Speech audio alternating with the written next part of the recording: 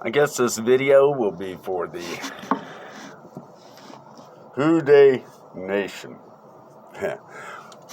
What the heck? I was going to come on and educate you a little bit. But before I do, let me educate you on this. I created the Cincinnati Bengals helmet and uniform.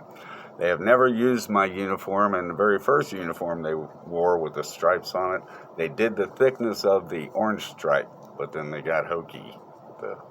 And it was the first one, so they got away with it. Mine came up like the Los Angeles Rams, and it went all the way down, and then did a stripe, and then other stripes. And then on the helmet, you see there's only one stripe that kind of does like a wave, like a letter B. Okay, and then I had that under there, and then a couple of stripes coming like that, and then I had a long sleeve. And I said to Paul Brown in the letter, didn't think he would go for it. I was 22 years old. I thought, no way he'll go for this. The NFL wasn't into all that back then. Once the Bengals did it, boom, they all did it.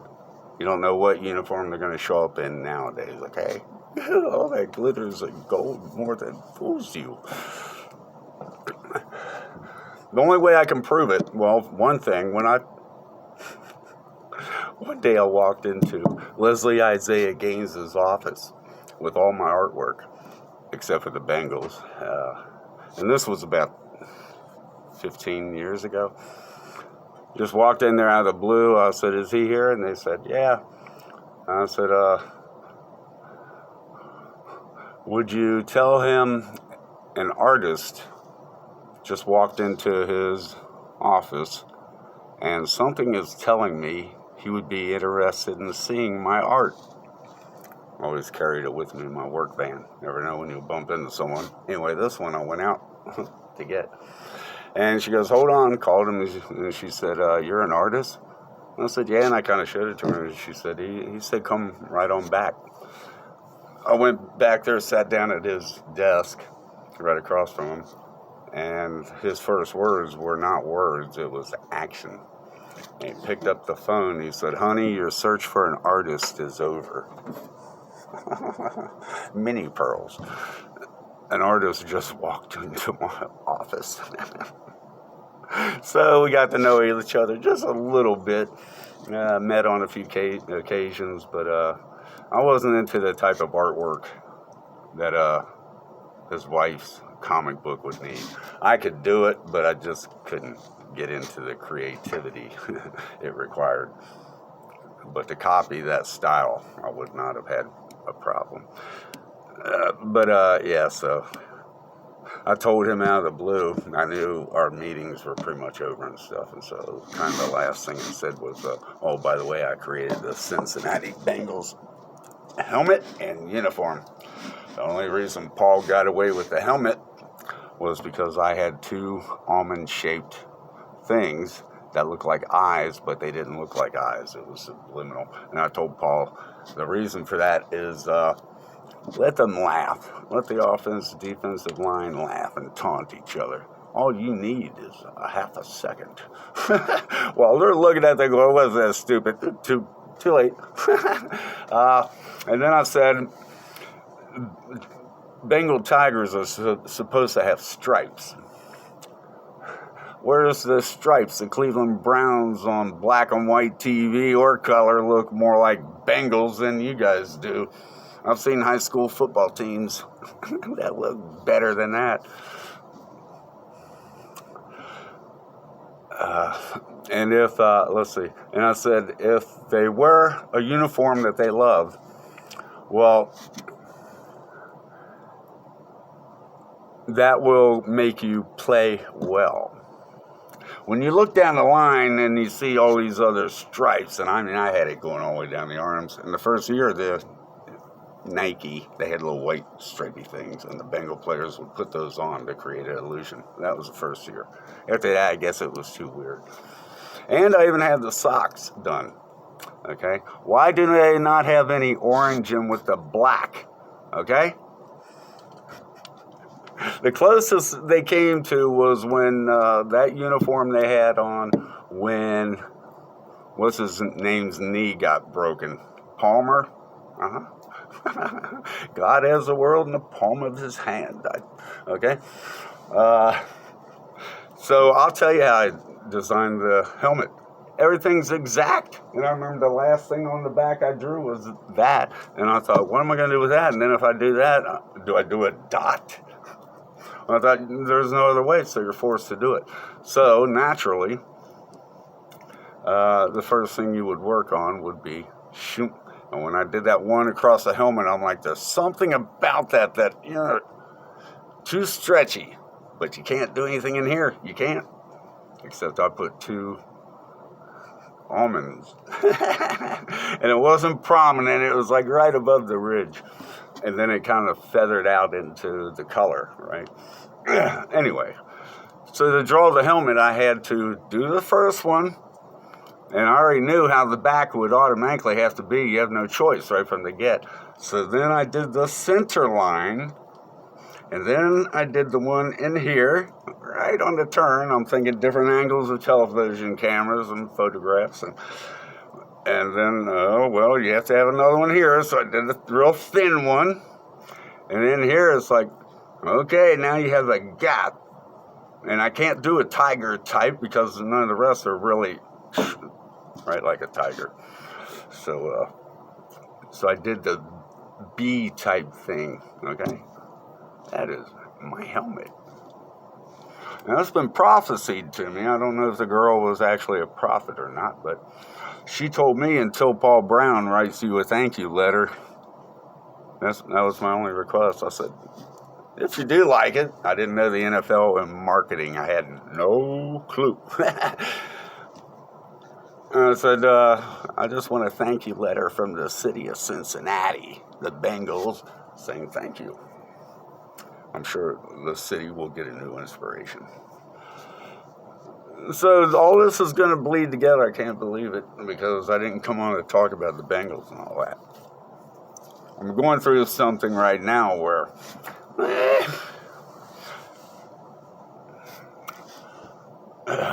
with the Bengals, you know. Oh yeah, so I mentioned it to Leslie Isaiah Gaines out of the blue. And I was just going to have that quick conversation. How there's proof. I have no written proof. He kept asking me, you got anything? We will sue them. He believes me. And I said, no, I don't. And I even told them in the letter, and he goes, that doesn't matter that you wrote that. They still owe you. And he goes, hold on. He went in the other room, came back with a big hand. #1 fan. He showed it to me. He was so excited. And he said, I was the first one to buy one of these for the Bengals when they came out. I guess they probably limited edition, whatever. I don't know. So he goes, you have anything to prove? And we'll get this thing started. And I said, no, I don't. Well, that was in 2004, I'm pretty sure. For sure. But in the meantime, nowadays with the internet, yeah, I do have proof. As soon as I sent it in the middle of July, probably July 15th, because it goes back to another story with Bart Starr. And a year later, I think to the day I bumped into him out in public. Was not looking for him. And actually had a conversation. And I said, I didn't know what to say. Bumped into him. I said, Mr. Starr, I'm a big fan of yours. And I sent you a drawing last summer. And he went, you're that kid in Milford, aren't you? Blew me away. Someone that knew Bart Starr told me years later, oh no, he was a genius. And he remembers names and everything. I'm like, no way. And he didn't say Cincinnati. He said Milford. You're that kid from Milford, aren't you? And I said, yeah, that's right. And I shook his hand. He goes, very talented artist. Is hanging up in my office. I have witnesses to that. So anyway, yeah, there is witnesses out there now to prove that somebody other than the Bengals, and they got excited and and I can't find any that I know of, because I looked a couple months ago. I looked real hard for the preseason uniforms because they couldn't have it that quick, but they had a month and a half to get these things ready. They went on KRC Channel 12, and they showed up with one in a uniform so tight because there weren't enough of them printed yet. He had to put on the one available. One. And it's way too tight. And the other one, a bigger guy, the guy interviewing him from the WKRC Channel 12 said, he goes, "Why aren't you wearing any shoes?" And then he shows them here's what they're going to look like, and these are too big for me. Okay. Paul Brown did a video right after that, apparently. I stumbled upon that too, where he had, it looked like black duct tape done for the stripes, and I don't recall any angles to it, sharp corners or anything. And so anyway, I said to Paul in that letter, I said, tell them to earn their stripes. Ask them where are their stripes when they're practicing. You better earn your stripes. I said, you could even do a thing like college football. That blank spot, that's their stripe. When you get that, you are a Bengal. I guess he didn't take it up because I did it. That's why they did the white stripe, because I drew a few versions.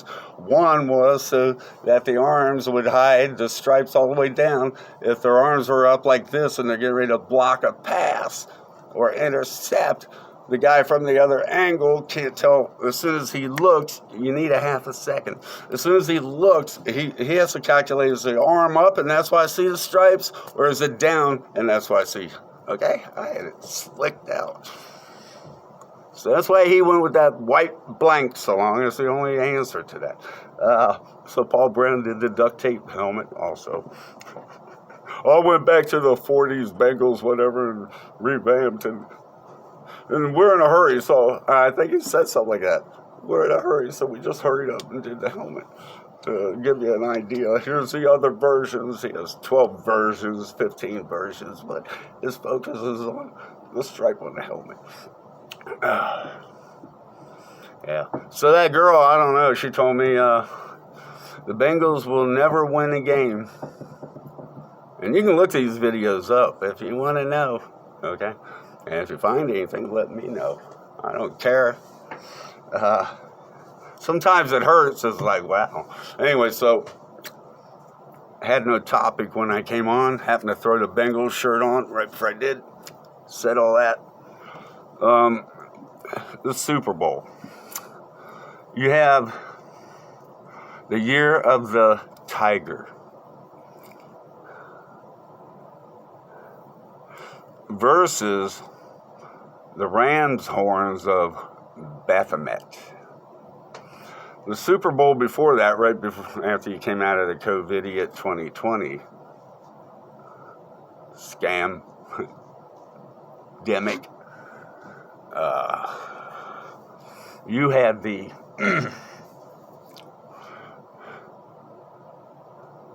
Chiefs. What is a chief? You notice they're not getting rid of them. They got rid of the Washington Redskins. All right. Adam, the word Adam means red earthling man. You all need to wake up. So anyway, they put up their pirate flag in Tampa Bay after the false prophet moved from New York to Florida, the penis of America. I think it was the Super Bowl before that. A lot of American patriots were getting fed up and not watching the Super Bowl or any of that season.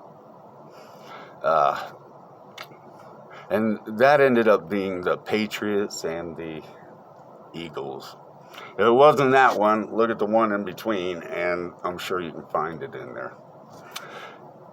You know, God is on top of everything. So even if they did it and planned it, God put it in their heart to know that, and think they're going to beat God.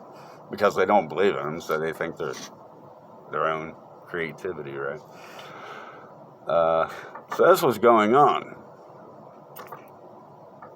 Last year's Super Bowl, while I was watching it live, my rebellion on the Super Bowl was I didn't watch the whole season, but it was like they're not going to take the playoffs and the Super Bowl away from me.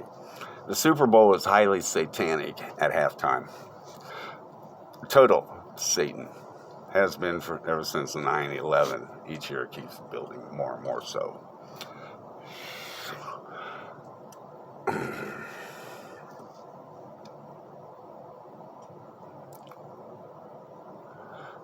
Oh yeah, so my rebellion was they're not going to take away the playoffs, and I will watch the second half of the Super Bowl. I know how to time out a half hour for that crap halftime show. No, these guys are professionals. They sit around for a half an hour to an hour. It might be an hour now for the break. Okay, that's the Super Bowl, people. Okay, what you're really tuning in to watch, as far as they're concerned, is the halftime and the commercials during that halftime. Okay, we are in reverse, and we've got it right, but we're stupid. So if it is the year of the tiger, and no wonder.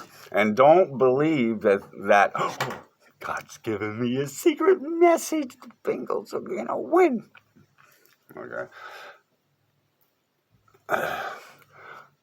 In the playoffs, after like the first round, if you pay attention, certain teams, it kind of looks like it's rigged. Not that the teams know that, but certain players, quarterback, defensive, whatever.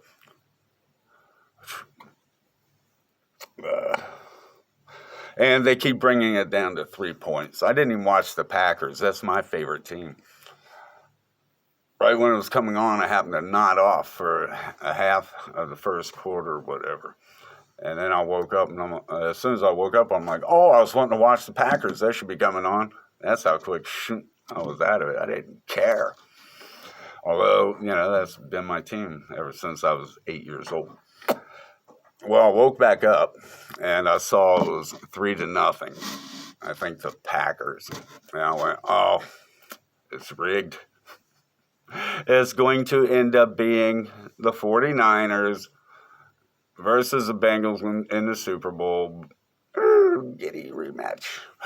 Will the Bengals defeat the 49ers this time? Okay, I guess they opted out not to do that. They want the Baphomet in the sun coast of the West.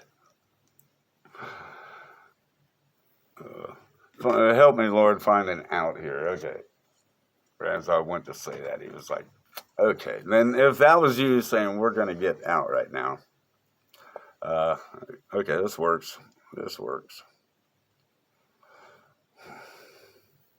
Well, all of these might work. Yeah.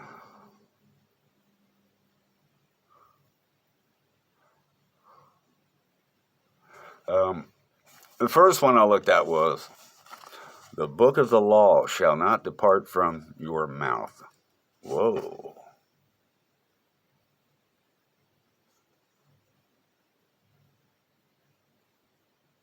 Whoa.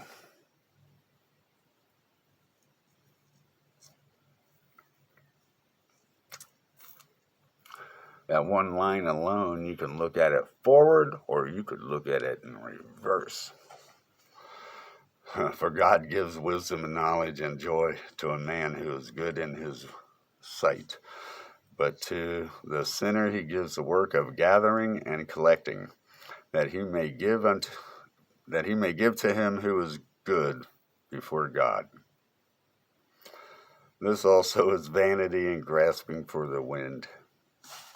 And then, I didn't see that one, but from the first one, the book of the law shall not depart from your mouth, but you shall meditate. Oh, yoga is so evil. No, it's the extent you take the yoga. Isn't that verse about meditation? I don't do it, never had. But I did have a Pomeranian. He was the only one in the litter, so I named him Yogi, which means one who achieves oneness with God. He was the only one in the litter. And he was born in the closet. He lived there for about 6 weeks. He was weaned now, so I started introducing him to the daytime. And when he would finish his meal, he would go right back to the closet. Not that he'd keep wanting to, like if I pulled him out, no. But I noticed, he has no awareness of light and all that out here. So I got him out of there that day on his own. Opened the door, looked at him, and I thought, looks like I'm stuck with this dog. I'm about to name it. I was going to sell it. I also opened the door, and a little puppy, come on out. And I can't remember what he did, whether he turned his head or whatever. And so then, and something like that went on. And so I'm trying to create names, and I'm like, Rover, come on out. And I'm like, oh, okay, whatever name I say and he comes out, that'll be his name. Hey, hot dog, Rover, bonehead, whatever else, right? And I went through them all, and then all of a sudden I'm out of everything, and then I thought of the word yogi.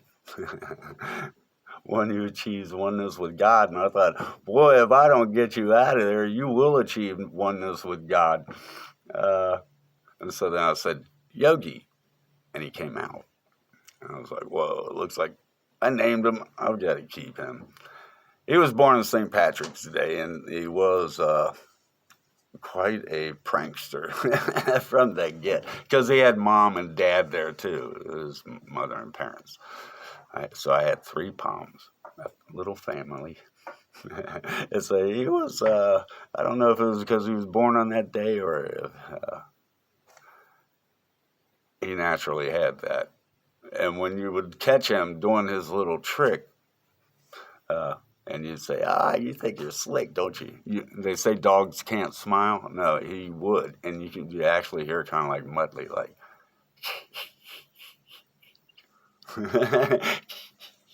okay, so, for God gives wisdom and knowledge and joy to man who is good in his sight. And then it was over here. I think it's half the chapter. Yeah, it's half the chapter. So it is Malachi 3:10 through 12. But the Lord teacheth, okay, so I go with where he directs. It's open on that. And pour out for you much blessing, that there will not be room enough to receive it. And I will rebuke the devourer for your sakes, so that he will not destroy the fruit of your ground. Nor shall the vine fail to bear fruit for you in the field, says the Lord of hosts. You ever try to ponder the hosts, the Lord of hosts?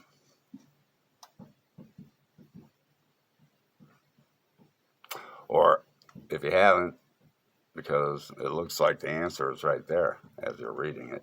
No, well, you could put the angels in the equation, but he's not talking about the angels. He's talking about those that he's going to redeem, hosts. He hasn't done anything yet. Although we're at the end of it, we're at the beginning of it, of what he's going to do. Forever and ever and ever. So, yeah. It says the Lord of hosts, and all nations will call you blessed. Isn't that written about us? For you will be a delightful land. We will be the land, says the Lord of hosts. Oh, that popped in just a second ago. It's like, okay. So, who they? Who dat? And where dat and all that.